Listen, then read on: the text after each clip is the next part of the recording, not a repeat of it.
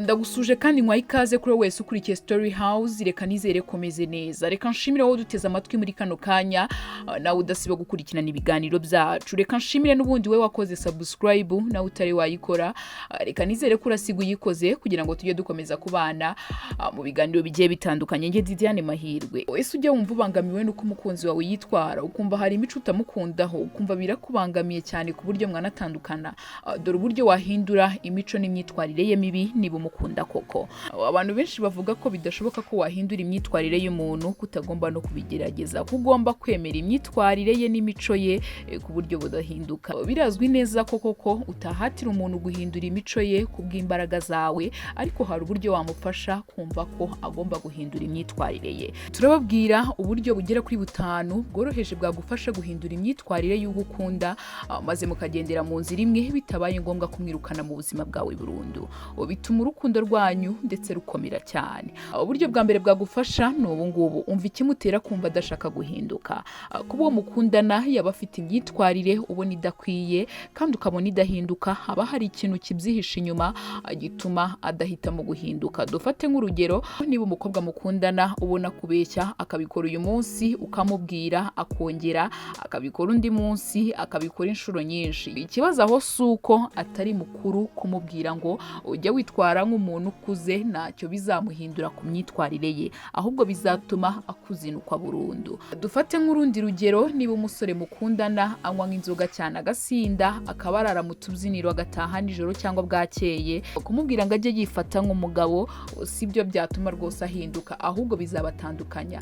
Ahubwo wamubaza impamvu ajya mu kabyiniro. Ujya mu kabyiniro kwishimisha, uba wananiwe se ugiye kuruhuka kugira urebe ko se waba uri ahantu hatuje. Uko uzagenda wumva impamvu abikora, muzafatanya kubona umuti w'uko ibyo akeneye yabibona ahandi, bigatuma imyitwarire ye yahinduka. Gusa niba ushaka kumuhindura rwose, jya utuza, muganire mutuje kandi umwereke ko rwose atari amakosa akomeye. Mumanze muganire buhoro buhoro, ugenda umubwira uburyo aba yakosheje, ariko udahise wahuranya ngako ngo kubera icyo uba wasinze unamubwira nabi. Hoya, jya uvuga utuje, uba umwari. Nawe niba uri umugabo, umwubahe nk'umugore wawe, cyangwa niba ari n'umukunzi wawe, umwubahe nk'umukunzi, umubaze wenda impamvu akubeshya, ariko rwose udakoresheje amagambo yahuranyije, dore ko amagambo yahuranyije ushobora no kuyavuga undi akiyumvira ibindi.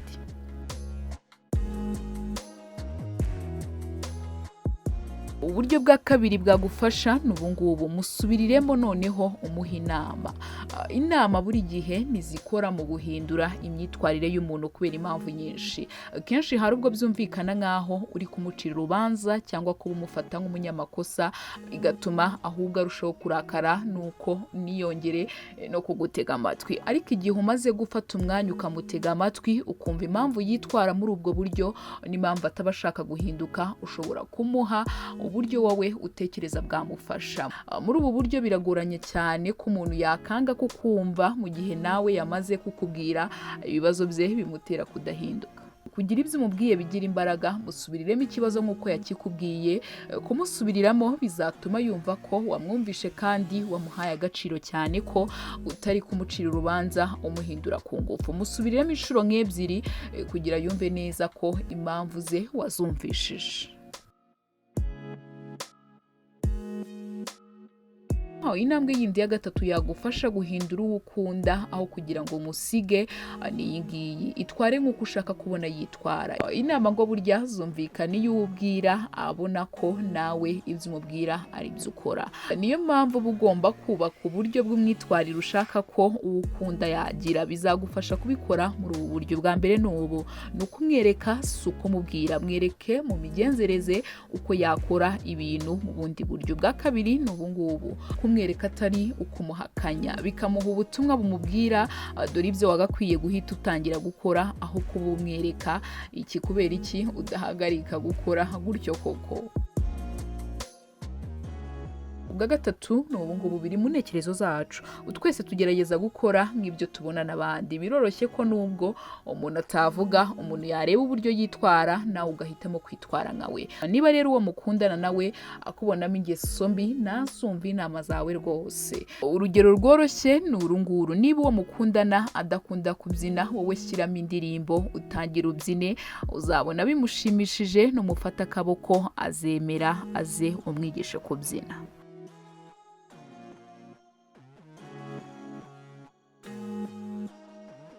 Intambwe yindi ya kane yagufasha ni iyi ngiyi: shyiraho imbibi.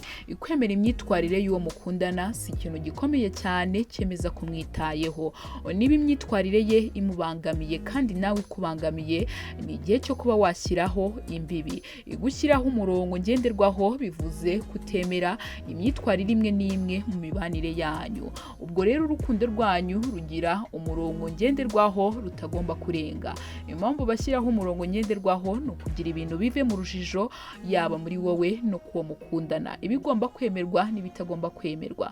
Niba umugabo wawe atwara imodoka yiruka cyane, ushobora kumubwira ntukomeze gutwara wihuse, unabimusubiriremo. Ese kumubuza gutwara yiruka bivuze iki? Ese niyatwara yiruka ari mu muhanda utarimo imodoka nyinshi? Umusobanurire neza, umubwire ahantu atagomba kujya atwara yiruka cyane.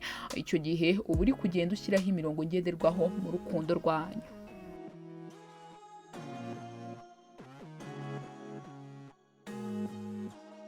Uburyo bwa gatanu ari nabwo bwa nyuma bwagufasha kugira ngo uhindure imyitwarire y'ugukunda ni ubungubu. Nawe jya wemera guhinduka. Nta kintu gituma umuntu yumva yahinduka nko kubona nawe wemera kuba wahinduka. Niba nawe uzi ko ufite imyitwarire uwo mukundana atishimira, shyiramo imbaraga uhinduke. Imbaraga abona ushyira mu guhinduka kugira ngo umushimishe, nizo mbaraga nawe azashyira mu kugira ahindura imyitwarire ye agushimishe. Ugomba kwibuka ko mu rukundo rwanyu muri babiri kandi mungana. Ntuzigere na rimwe usaba uwo mukundana ikintu nawe uzi kutakimuha. Wimusaba guhinduka ngo akunezeze kandi nawe udashaka guhinduka ngo umunezeze. Wimusaba kukumva kandi nawe utajya umwumva. Nibyo koko kutashobora guhindura undi muntu, niwe ubwo ushobora guhindura imyitwarire ye, ariko ibyo ntibivuze ko ntacyo wabikoraho nk'umukunzi wawe. Uba ugomba gukora ibishoboka byose kugira ngo muhindure rimwe na rimwe. Niba ari n'imyitwarire idahwitse muri rubanda rwose, uba ugomba gushyiramo agatege ugahindura iyo myitwarire yiwe kugira ngo ube uri proud yiwe kandi nawe rwose agendere mu murongo mwiza. Iyi ni Story House, njye Diane Mahirwe, kandi subscribe tujye dukomeza kubana mu biganiro bigiye bitandukanye. Imana ikomeze kubarinda.